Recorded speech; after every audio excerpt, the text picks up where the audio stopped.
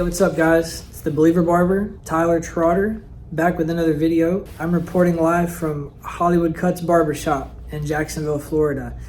And I know a lot of you guys who maybe have been following this journey from the beginning, it's like we're 8 years deep now. I don't even know how many followers I still have from the beginning of barber school, but it's like now, man, things have just gone so far. I wanted to come back to basically just give you guys an update.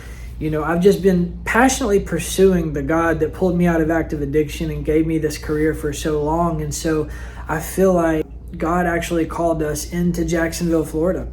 And so the story behind all of that is its own story. It's its own video that I'm not sure the subscribers on this channel care about it. But what I wanted to come back and do is report to you about what's going on with the barbering career. I'm happy to report that I'm at Hollywood Cuts Barbershop in Jacksonville, Florida, and our family has completely relocated. The barbershop that I used to own is now with one of the barbers that used to work there, and she is doing a great job of keeping that thing going, and it's really fun to watch and really cool to see the crew back home doing that. I am learning and growing, and I don't know if you guys remember, but I was a barber at someone else's shop for 11 months before I opened my own shop, and then we stayed open for 6 years before the transition. So now I'm getting to experience the fruit of being a booth rent barber, of working in someone else's shop, of taking care of someone else's clients. And, you know, it's quite a bit different.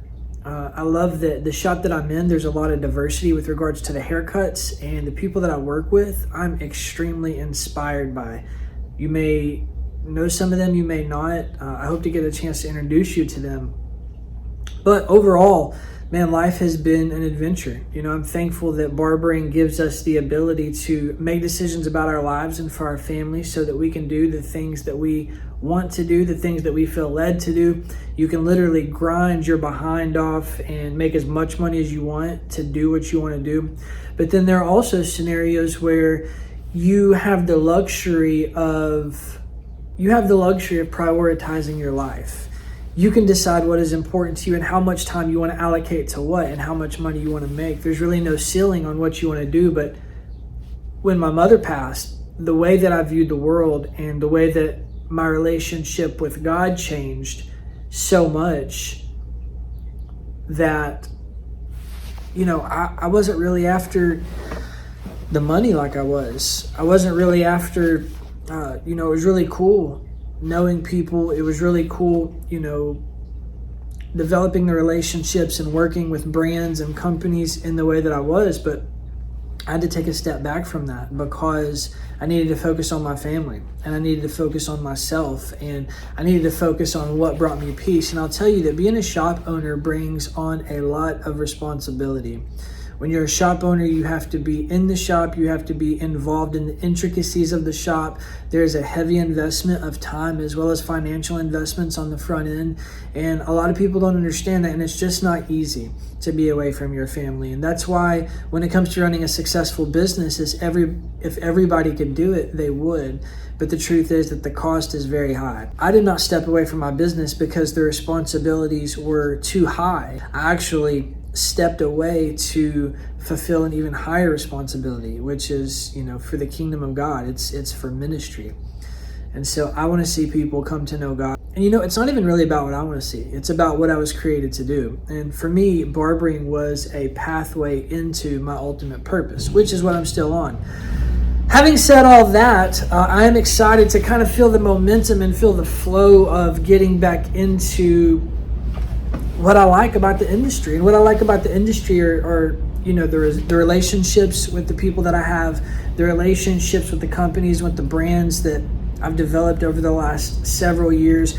And the most important thing to me I'm finding is that the relationship with my clients, building and developing clientele and providing a quality service is something that, I mean, that's what I'm about. Having coming into a new shop and having to start from zero, goose egg, no clients, and then also being on the opposite end of the spectrum of the culture of the shop that I came into created some barriers. And so these barriers really put a lot of my theories to the test about what makes a successful shop owner, what makes a successful barber, what makes a successful servant. And for me, it's always been character, it's always been service, and it's always been humility. You are there to serve your clients. They are not there to serve you. There's a measure of gratitude that is appropriate for the people sitting in your chairs. Those people are not obligated to sit in your chair. It's about, understand that if you provide a quality service, that your haircut can be average, because people want to be taken care of. They want to know that they're cared for. And if you can provide exemplary service with an average haircut, the service and the care and the character and the humility will buy you enough time to elevate your haircuts. At my old barbershop, I was focused on one particular style of hair, which is mostly straight hair. It has to do with the demographics of the place where I was. It has to do with the styles that we were advertising. And so that's how we developed our clientele base. And so we got a lot of experience with straight hair, a lot of classic styles, a lot of standard issue fades, some texture on top, but we didn't get a lot of the curly hair clients that I'm getting in this shop. And I absolutely love the diversity. I love the growth that is taking place. I love what I'm learning working around these barbers. I think about what is the Believer Barber message that's being carried out there, because ever since we started the Believer Barber movement, and it is a movement, there is an entire movement of barbers out there who are focused on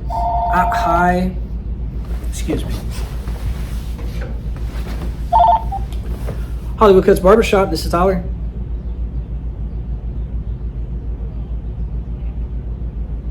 No, I'm not doing this with y'all. It's $55, and if you don't want the cut, then you don't have to come. That's all there is to it. Understand? Yeah, no, I said what I said. I'm just kidding, y'all. That was spam. Anyways, what was I saying? Oh, the Believer Barber movement. There are Believer Barbers out there who believe that we are servants first, because just as in the kingdom is in the shop, and that's one of our biggest assets. As this is being behind the chair is a huge opportunity for ministry. We are servants of the King. We are servants in the kingdom, and so we consider our job as an opportunity to serve those that we work with, as well as those who sit in our chair. We believe that one of the primary principles to having a successful business or a successful shop is humility, and understanding that good character and humility is primary, foundational to being a successful barber. And what we find is that when we focus on humility, we focus on service, and we do character work, which means that we are transformed or conformed to the image of Christ throughout the way we live our lives, throughout the mistakes that we make, through the victories and through the failures. As we do these things, we find that God provides for us, that we have everything that we need to be a successful barber. And to be honest, that's really where I'm feeling the anointing for this video, is who we are and what we're doing. But before I can actually create a video like that, I just need to let you guys know what's going on. Please drop in the comments. Let me know what you think. Let me know what you want to see. Let me know how you feel about what I'm saying and what's been going on. If you have any questions about the process of our family literally stepping away from the shop, stepping away from our home, putting another family in there, living in a camper for 5 months. I don't know if you guys knew that, but we literally lived in a camper for 5 months and just moved into our house on Christmas. Let me know what you want to talk about, what you want to see. Leave something in the comments. Love you guys. Till next time. Peace.